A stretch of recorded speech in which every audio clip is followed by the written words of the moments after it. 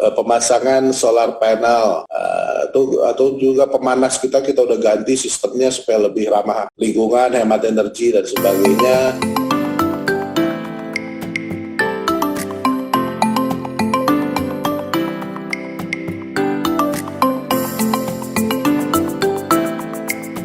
Selamat datang di Pojok Energi, para pemirsa sekalian.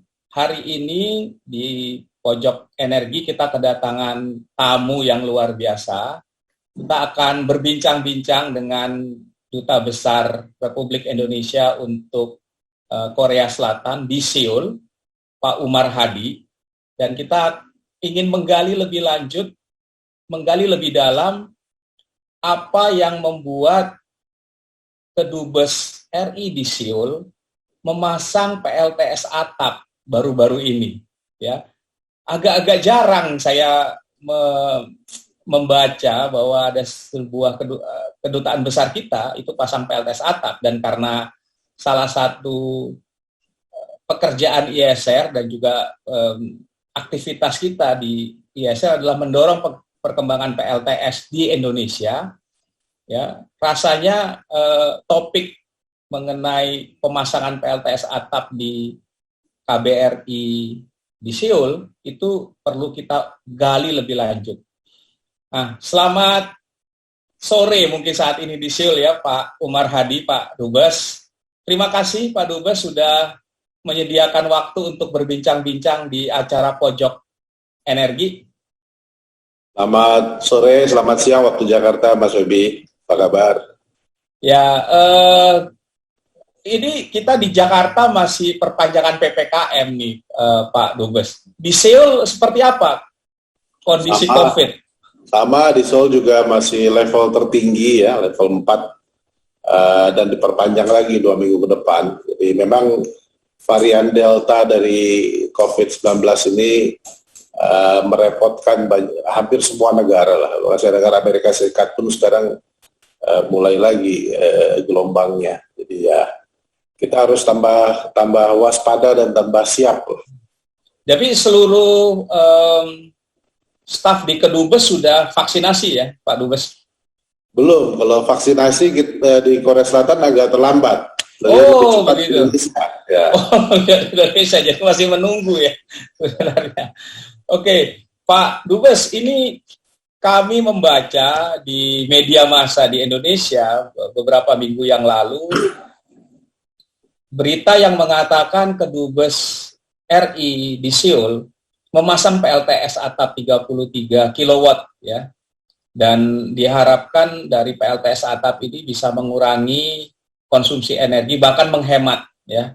Kalau dalam situasi yang kayak sekarang ya, di mana negara ini lagi dananya habis dipakai untuk penanganan COVID, begitu ada kata-kata penghematan ya, itu sesuatu yang apa mungkin menarik ya untuk diulas gitu. Nah, tapi saya membaca juga di situ dikatakan bahwa pemasangan PLTS atap ini berkaitan dengan agenda green transformation. Nah, bisa dijelaskan Pak Dubes, apa sih green transformation? Ini kok Kedubes mikir-mikir green transformation segala nih? Gimana Pak Dubes?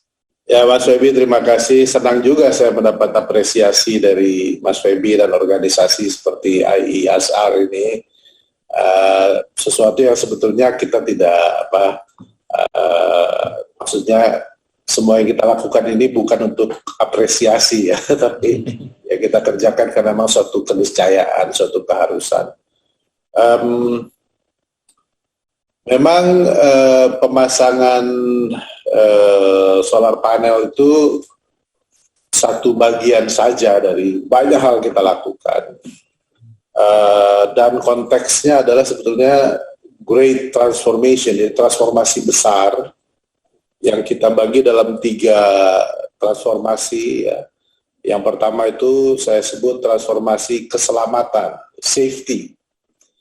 Sebab pada masa pandemi ini, COVID-19 ini, kita semua merasakan bahwa masih banyak kelemahan dalam cara kita bekerja, cara kita hidup, cara kita menjalani kehidupan sehari-hari, itu banyak sekali kelemahan kita. kita di sini maksud saya manusia secara keseluruhan, bukan hanya di KBRI ya. Terasa sekali banyak kita punya kelemahan-kelemahan yang harus kita perbaiki. Soal safety, dengan pandemi COVID-19 ini kita disadarkan bahwa oh iya selama ini kita tuh banyak sekali teledornya ya, tidak membuat misalnya lingkungan kerja betul-betul aman dan menjamin keselamatan semua orang yang ada di situ. Makanya banyak prosedur baru, peralatan baru yang kita lakukan untuk memastikan siapapun masuk ke KBRI itu selamat, aman. Dan bukan hanya soal COVID-nya, tapi juga contoh paling sederhana lah, di lingkungan perkantoran, gedung-gedung kantor pemerintahan di Indonesia, yang namanya latihan kebakaran itu kan praktis nggak pernah ada. Ya. Safety precautions untuk bahaya kebakaran itu kita anggap enteng betul. Nah, jadi justru dengan safety transformation ini saya ingin menggalakkan, mengajak semua pihak untuk betul-betul punya perhatian terhadap hal-hal yang berkaitan dengan keselamatan, keamanan dan kesehatan semua orang, yaitu safety transformation. Yang kedua itu digital transformation. Jadi di tengah gelombang pandemi COVID, kan satu gedung pemerintahan yang memberikan pelayanan kepada masyarakat seperti KBRI nggak boleh berhenti bekerja karena terancam oleh pandemi, terus tiba-tiba kita berhenti, nggak kasih pelayanan visa, nggak kasih pelayanan paspor, kan lucu. Itu semua fungsi harus berjalan. Misi-misi diplomasi harus berjalan, misi dagang harus jalan, misi politik harus jalan. Bagaimana caranya? Nah, ternyata transformasi digital itu menjadi suatu keharusan. Sebagai contoh misalnya, kan di Korea ini banyak mahasiswa Indonesia kuliah di sini. Udah selesai kuliah biasanya dapat ijazahnya perlu legalisasi di KBRI. Karena nanti untuk jadi pegawai negeri, untuk cari kerja di Indonesia, kalau ijazahnya nggak delegalisasi KBRI, katanya nggak laku lah. Gitu. Dulu memang prosedurnya ya mesti datang, bawa ijazahnya, supaya kelihatan mukanya, ijazahnya asli, tanda tangan, dicap. Sekarang dengan pandemi, kita harus pastikan bahwa sedikit mungkin orang datang ke KBRI untuk mendapat pelayanan, karena itu pelayanannya yang dibuat digital online. Jadi sekarang untuk legalisasi ijazah, legalisasi apapun, orang nggak perlu datang ke KBRI. Semuanya bisa dilayani secara digital dan online. Ya, transformasi digital ini mencakup semua. Jadi seperti misalnya kami sekarang bekerja itu sudah tidak perlu lagi surat menyurat, memo, nota, tidak ada. Semuanya sudah melalui satu aplikasi online namanya e-disposisi.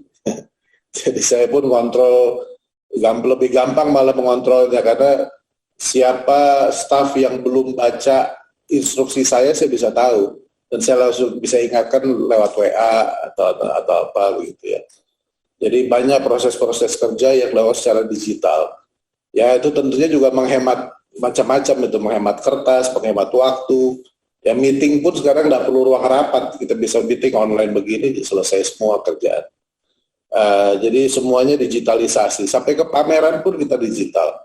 Jadi sekarang betul-betul pameran, kita bikin bulan apa itu, bikin jualan batik online pakai medsos, laku, bisa dapat duit 1 miliar dari jualan online kan begitu ya.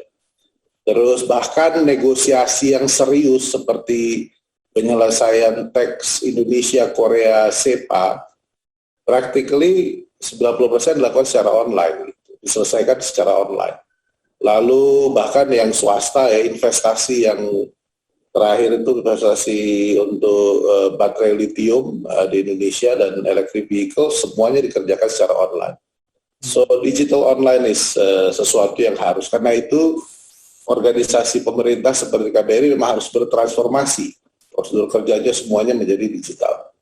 Nah yang ketiga tentunya yang terkait dengan bidangnya Mas Febi, itu transformasi hijau, ya, green transformation. Tadi kalau bicara kelemahan kelemahan umat manusia dalam menjalani hidup. Memang paling terasa itu kelemahan dalam hubungan manusia dengan alam, dengan lingkungan kan. Ini sudah banyak studi-studi yang membuktikan itu. Ternyata yang kita lakukan itu agak sembrono lah begitu ya. Dalam konteksnya sangat luas. Tapi pada lingkup KBRI apa yang bisa kita lakukan, ya kan? Saya melihat sebetulnya saya selalu melihatnya think big but start small. Kita mulai dari yang kecil dulu aja, yang penting cepat. Yang paling penting buat saya adalah kesadaran dulu. Semua orang yang di KBRI ini, mulai dubesnya, diplomatnya, lokal staffnya, semua orang yang bekerja di sini, bahkan anak-anak staff, semuanya harus lebih punya perspektif mengenai lingkungan hidup dan mengenai bahaya dari disaster ekologi. Imminent, karena climate change yang namanya ecological disaster is imminent. So what can we do as an individual, sebagai perorangan, sebagai kelompok, sebagai organisasi, apa yang bisa lo? Jadi sejak tahun lalu sebetulnya, 2 tahun yang lalu sebetulnya, bahkan sebelum kita canangkan 3 transformasi itu, kita udah mulai misalnya, saya suruh semua staf belajar tentang composting. Saya minta pembuangan sampah dari 2 tahun yang lalu ya.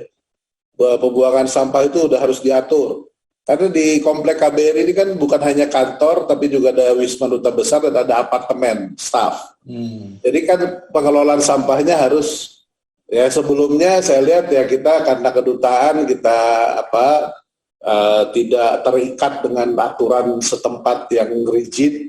Ya, kan saya lihat perhatikan kok agak seenaknya gitu, tidak memisahkan sampah. Jadi kita mulai itu drive, kita negosiasi ulang dengan perusahaan yang mengelola sampah kita dan sebagainya. Bahkan di area area kita belikan mesin untuk composting dari sisa-sisa makanan. Kan kalau staf kan habis makan siang di dapur, pantry di kantor kan ada pantry gitu, terus sisa makanannya kan kalau biasanya kan buang aja gitu kan. Sekarang udah kita belikan mesin-mesin, jadi sisa-sisa organik, sampah organik itu jadi kompos, itu untuk nanam. Dari kita sini nanam kangkung, nanam cabai, nanam tomat, lumayan. Jadi itu udah drive untuk perubahan perilaku semua anggota di sini, kita udah mulai. Cuma tahun lalu memang saya bilang kita harus tetapkan sebagai suatu program, makanya program tiga transformasi masuk dalam bagian dari misi yang harus dicapai KBRI. Nah, lalu transformasi hijau misalnya ruang-ruang hijau kita buat, terus yang paling ini ada ide dari staf. Akhirnya dari staf pun muncul kan, mereka juga ada ide, Pak, kalau hari Selasa lift dimatikan, jadi semua harus naik turun tangga. Oke, jalanin kayak gitu. Selasa naik tangga. Gitu. Terus ada lagi bikin ruang hijau di atap, bikin ruang hijau. Apalagi ya. Jadi banyak hal yang muncul akhirnya organik dari bukan lagi instruksi sifatnya dari atas ke bawah, tapi atau pemasangan solar panel atau juga pemanas kita udah ganti sistemnya supaya lebih ramah lingkungan, hemat energi dan sebagainya. Terus pengadaan mobil listrik ya untuk menggantikan mobil operasional KBRI. Pokoknya intinya kita kompleks Kedutaan Besar Indonesia di Seoul ini harus berkontribusi pada pencapaian target-target pengurangan emisi karbon di kota Seoul dan di Korea Selatan secara umum. Kan aneh kalau negeri Koreanya punya target, semua lingkungannya berusaha, tapi KBRI biasa-biasa aja, kan lucu. Nah, ini. Tapi buat saya yang paling penting adalah perubahan perspektif, perubahan perilaku dari semua yang ada di KBRI. Nah, ini yang paling penting buat saya, terutama teman-teman saya, diplomat-diplomat yang muda-muda, itu biar mereka, karena saya percaya kan ide itu punya kaki katanya kan. Ini nanti teman-teman yang muda-muda kan kemana-mana mereka tugas tempat lain juga akan insya Allah menularkan semangat yang sama lah. Jadi intinya, jadi solar panel is one small part of the whole efforts yang kita lakukan. Ya alhamdulillah, saya tuh senang karena sekarang di KBRI, di komplek KBRI ini, kalau saya kan suka, jadi kadang-kadang justru orang tua dimarahin sama anaknya kalau buang sampahnya salah. Gitu ya? Sampai ke situ levelnya. Ya kadang-kadang gitu ya, namanya orang tua ya, buang botol plastik salah tempat gitu. Dimarahin kita sama anak kecil. Ya, ini menarik ini Pak Dubes ya. Saya jadi pengen main-main juga ya ke Dubes di Seoul ya. Terakhir main-main ke Seoul datang ke Seoul sebelum pandemi ya. Jadi habis itu ya udah hampir 1,5 tahun nih nggak travel. Jadi menarik. Nah, tadi kan Pak Dubes mengatakan ini dimulai 2 tahun yang lalu ya, kira-kira proses mau dimulai dengan sikap gitu ya, merubah sikap, melihat bahwa krisis lingkungan itu satu yang imminent ya, dan oleh karena kita harus berusaha untuk mengurangi risiko krisis itu. Nah, apa yang membuat Pak Dubes punya kesadaran itu dan ya sampai keluar dengannya? Kita harus ya nggak kan kerjaan di Seoul kan bukan ngurusin lingkungan ya, setahu saya. Maksud saya kalau kita bicara Kedubes RI di Nairobi yang dekat dengan badan PBB bidang lingkungan, mungkin ya kalau dubesnya berpikir kayak begitu wajar, tapi di Seoul kan nggak cuma urusan lingkungan yang dipikirkan, banyak yang lebih penting, mungkin perdagangan. Tapi kok bisa muncul kesadaran seperti itu, apa itu Pak Dubes? Sebenarnya sih sudah agak lama kalau pribadi saya. Misalnya begini, saya tuh 10 tahun yang lalu, tahun 2009, 12 tahun yang lalu, sudah menjadi wakil kepala perwakilan di Belanda, di Den Haag. Dan lalu kemudian saya jadi kepala perwakilan di LA, dari Konjen, dan sekarang jadi dubes. Yang pertama kali saya lakukan setiap kali datang ke perwakilan apa coba Mas? Buang sampah. Karena pasti di semua perwakilan Indonesia itu sampah menumpuk di gudang, di mana-mana itu. Nah, ini pelajaran saya dapat ketika saya pertama dulu di Jenewa. Itu duta besarnya itu Pak Hasan Wirayuda namanya, begitu jadi Menlu. Dia datang ya, panggil saya paling muda lah waktu itu di sana di Jenewa itu.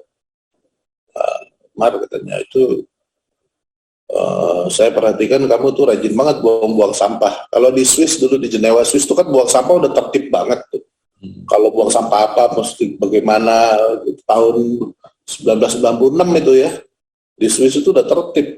Makanya saya rajin ngebersihin, karena kebiasaan dari kantor pemerintah, bukan hanya kedutaan ya, di mana-mana kantor pemerintah, kementerian, kelurahan, kecamatan, itu kan banyak urusan yang udah nggak penting sebetulnya, tapi ditumpuk di gudang. Yang katanya file-file penting, padahal dibaca juga nggak pernah. Padahal file itu kan kalau dokumen negara itu ada aturannya, harus diarsip nasionalkan dan sebagainya. Ini kan enggak gitu aja, nggak dipedulikan. Terus furnitur yang lama, bahkan itu komputer itu, saya pernah nemukan di salah satu perwakilan itu, komputer yang zaman IBM yang disknya masih segede-gede apa itu masih disimpan itu. Padahal harusnya kalau sudah dihapuskan barang itu dari list barang milik negara, harusnya kan dimusnahkan. Belum lagi mobil dinas saja dulu ditumpuk-tumpuk. Mobil kantor itu kalau udah jelek udah itu terus ditaruh aja gitu. Anyway, Jadi sebenarnya buang sampah itu nggak tahu ya. Jadi saya di mana-mana begitu datang di perwakilan, pertama saya lakukan buang sampah dan selalu dapatnya banyak, bertonton itu dapat sampah itu. Nah ini apalagi itu kan di Swiss, di Belanda juga sama, sangat modern cara buang sampah itu. Kita bisa bawa ke incinerator, pembakaran itu sudah dipisah-pisah kan. Incinerator ya. Iya, saya ingat kalau buang kulkas itu nggak boleh, kita nggak boleh buang kulkas, harus dibeli dulu kayak peneng gitu, terus panggil petugasnya, nanti dia yang ambil. Terus kayak baterai, sekarang baterai lithium itu kalau di Belanda itu buangnya nggak boleh sembarangan. Di LA sama, jadi udah jadi sesuatu yang urusan sampah. Yang kedua urusan energi. Di mana-mana saya datang, pertama saya kerjain ganti lampu.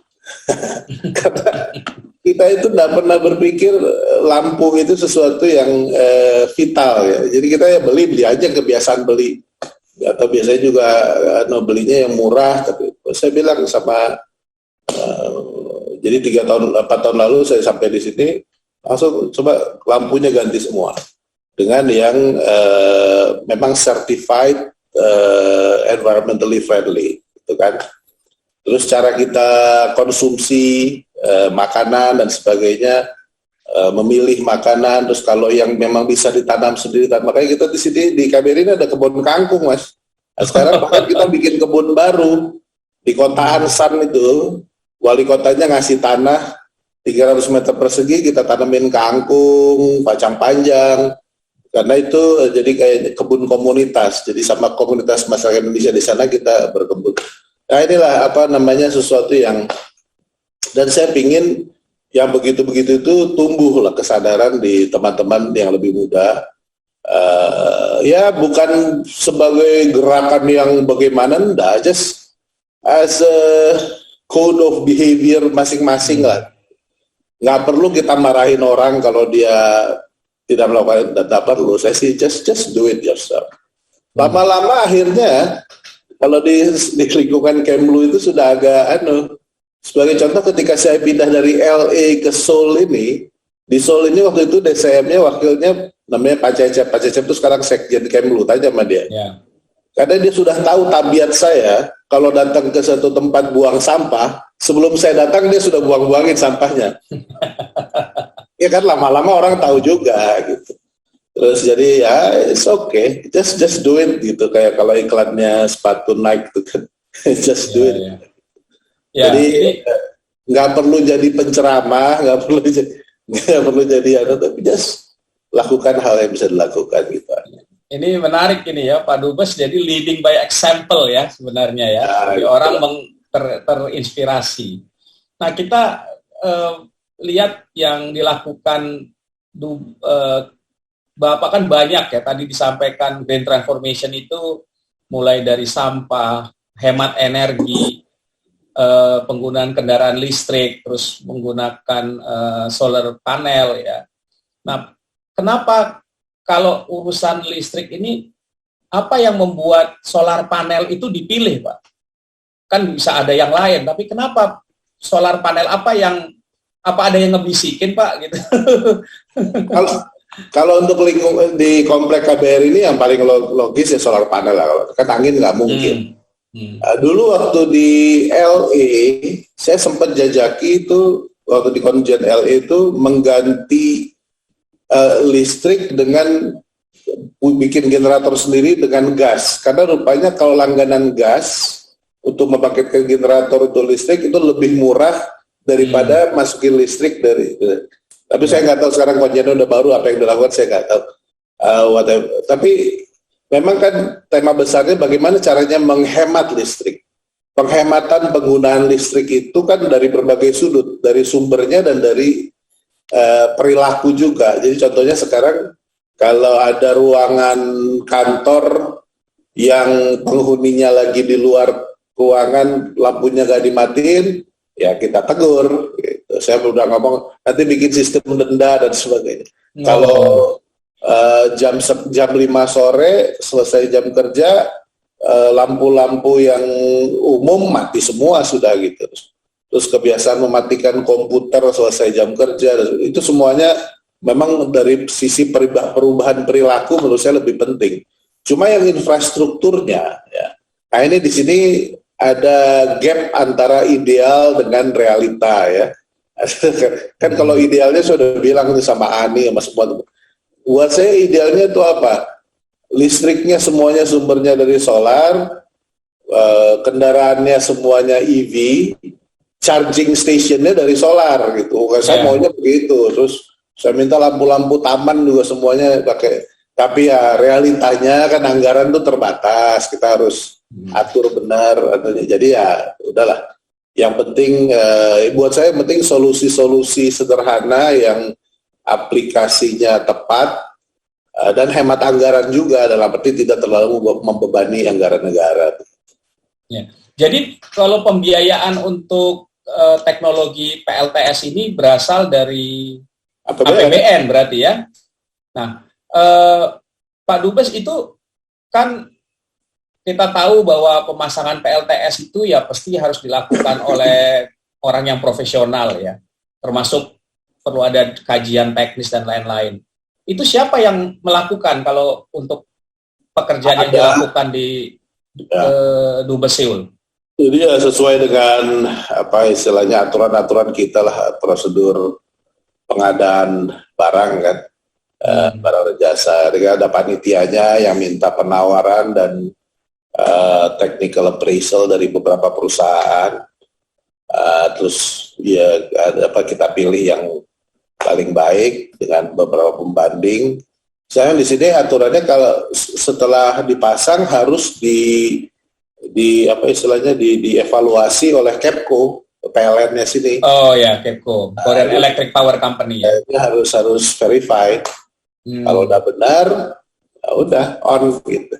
Dan itu kan nanti makanya yang berikutnya saya pengen kembangkan sebetulnya energy storage system juga. Ya, tapi nanti lihat kondisi anggarannya, karena harusnya kalau produksi listrik kita bisa, kan penggunaan listrik itu kan dia kan naik turun ya. Sebetulnya kan ada bisa listrik yang kita jual ke KEPCO gitu, tapi ya karena belum dipasang ISS-nya, energy storage systemnya, ya belum bisa lah. Sekarang itu hanya menghemat lah, mengganti, kalau saya lupa berapa persen tuh, 33 kilowatt ya. Saya kira 30-35% dari kebutuhan listrik kita pada peak hour. Tapi pada low, kayak misalnya hari Sabtu, weekend, libur, yang bagian kantor praktis nol listriknya kan. Hanya di Wisma sama di apartemen yang ada yang penggunaan listriknya itu hampir on par sama sumber energi yang dari solar panel kita. Jadi menghemat cukup banyak lah.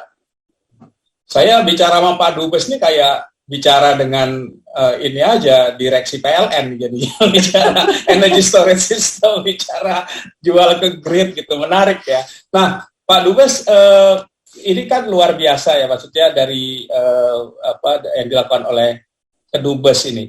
Ini mungkin yang pertama ya, Kedubes RI di dunia yang menggunakan energi terbarukan dan rencananya pakai ISS itu.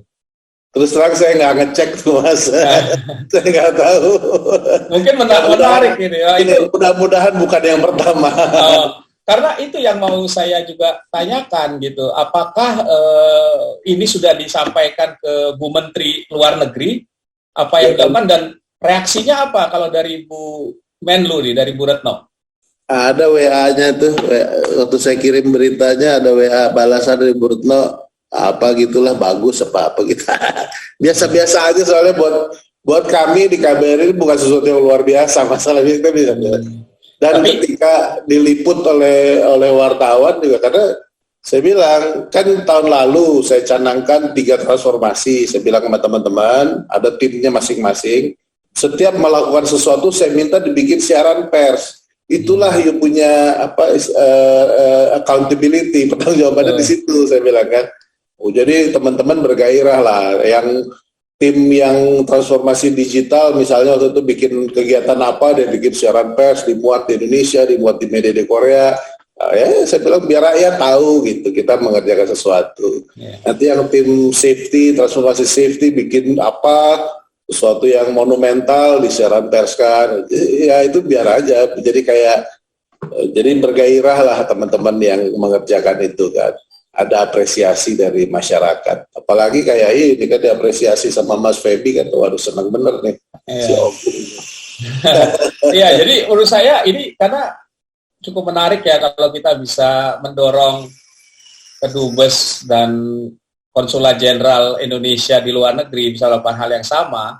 Ini kan menjadi penting karena di Indonesia ini kan ada yang namanya Peraturan Presiden Nomor 22 2017 tentang Rencana Umum Energi Nasional, di mana salah satu pasalnya itu mengatakan bahwa minimum 30% dari luasan atap bangunan pemerintah itu dipasangi PLTS.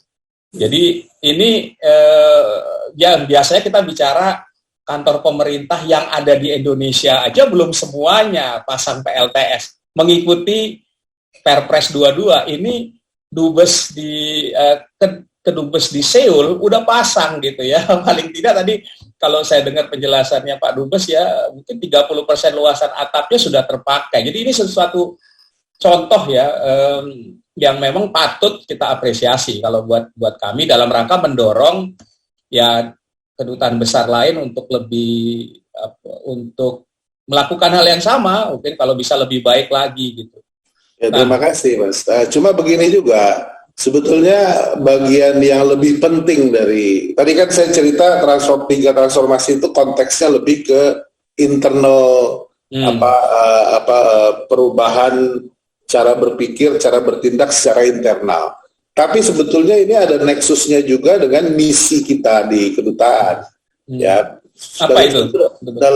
Dalam soal green transformasi hijau ini, justru nanti yang menjadi keinginan kami itu bagaimana caranya supaya KBRI di Solo ini menjadi satu space di mana bisa kita expose teknologi-teknologi hijau yang ada di Korea untuk bisa dilihat oleh berbagai unsur dari Indonesia. Sebaliknya juga bagaimana mendatangkan teknologi-teknologi hijau dari Indonesia untuk bisa dilihat oleh perusahaan-perusahaan atau organisasi-organisasi di Korea. Jadi jadi marketplace dari ide dan teknologi hijau. Itu sebenarnya tujuan misinya. Jadi sebagai contoh misalnya dalam konteks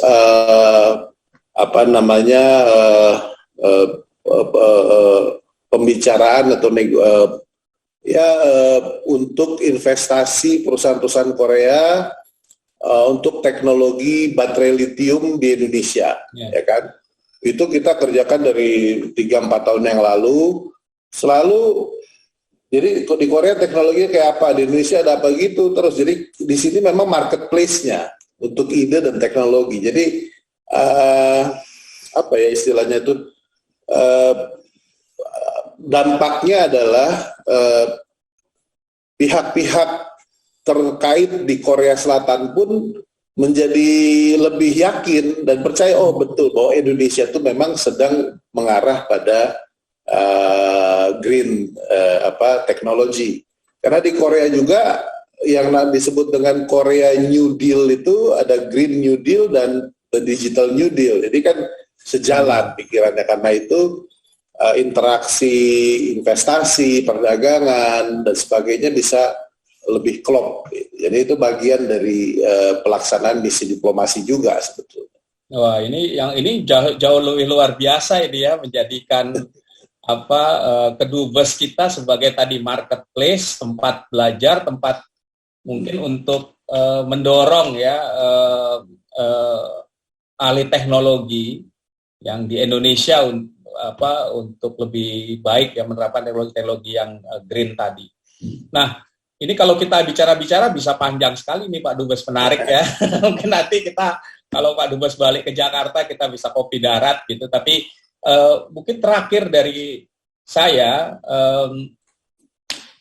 karena yang menonton Pojok Energi ini kebanyakan adalah profesional muda gitu ya, mid career profesional muda. Apa ada pesan dari Pak Dubes nih untuk millennials dan profesional muda di Indonesia dengan tadi ya, perubahan sikap, transformasi dan lain-lain? Silakan Pak Dubes. Ya, apa ya, saya tuh nggak biasa menasehati orang kiri susah ya. Do what you can do lah gitu. Lakukan aja apa yang bisa dilakukan. Saya percaya bahwa teman-teman yang generasi lebih muda dari saya, alam pikirannya sudah jauh lebih maju daripada generasi saya. Jadi saya nggak pernah punya keraguan bahwa our next generation itu will do much better, ya akan melakukan hal-hal yang lebih baik. Saya di kantor pun nggak pernah saya nyuruh-nyuruh atau nasihatin anak-anak yang lebih muda, yang muda-muda ini, karena saya tahu mereka punya idealisme lebih tinggi, dan udah bukan jadi sesuatu yang aneh bahwa kepedulian akan lingkungan dan kesadaran akan pentingnya memanage perubahan iklim itu memang sudah jadi bagian dari DNA generasi muda ya.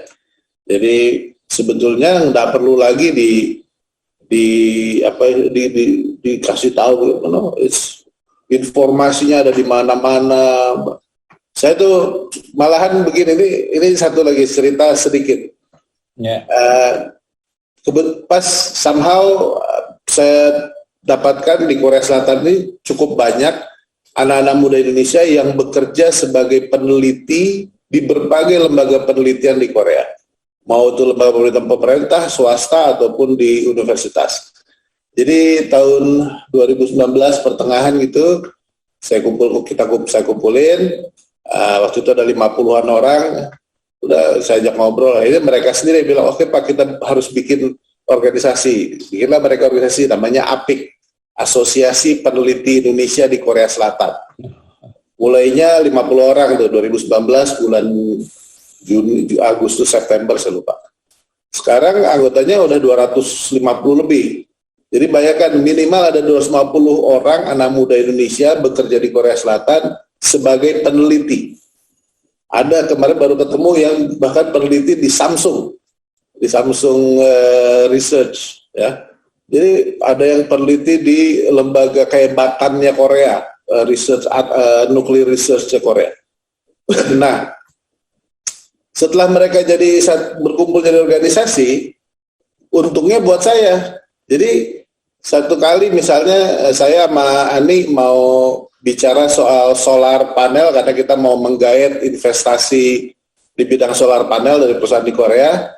Saya bilang dulu sama anak-anak APEC ini, kumpulin anak-anak yang bidangnya mengenai energi dan khususnya yang solar panel penelitiannya. Dapat 3 orang, si Adno, kita zoom dulu. Jadi saya diajarin dulu tuh 2 jam lebih.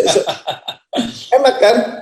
Itulah penting. Makanya itu tadi garis bawah saya itu selalu percaya bahwa anak-anak muda itu jauh lebih hebat daripada saya. Makanya saya harus tanya gitu. Jadi senang gitu. Lalu kita mau ada negosiasi soal yang baterai lithium, kumpulin dulu yang pada penelitian di bidang baterai.